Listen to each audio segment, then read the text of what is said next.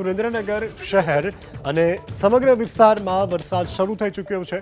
પવન અને ગાજવીજ સાથે વરસાદ શરૂ થતા અનેક વિસ્તારોમાં વીજ પુરવઠો પણ ગુલ થયો। શહેરી વિસ્તારમાં વરસાદ પડતા અસહ્ય બફારામાંથી લોકોને રાહત મળી છે।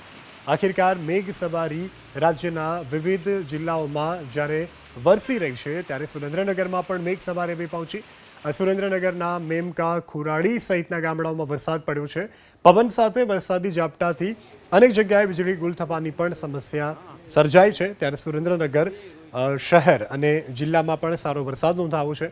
ગાજવીજ સાથે સુરેન્દ્રનગર અને જે જિલ્લો છે ત્યાં વરસાદ નોંધાયો છે। મેમકા, ખીરાડી, ગોમટા ગામમાં વરસાદ પડતા લોકોને બફારામાંથી રાહત મળી છે અને ખેડૂતો ખુશખુશાલ જોવા મળી રહ્યા છે।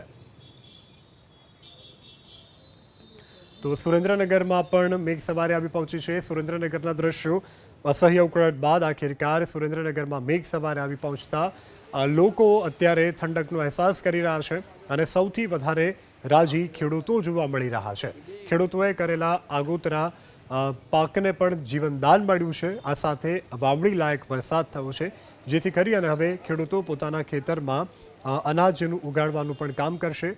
તો આ સુરેન્દ્રનગર કે જ્યાં આખિરકાર મેઘ સવારી આવી પહોંચી છે।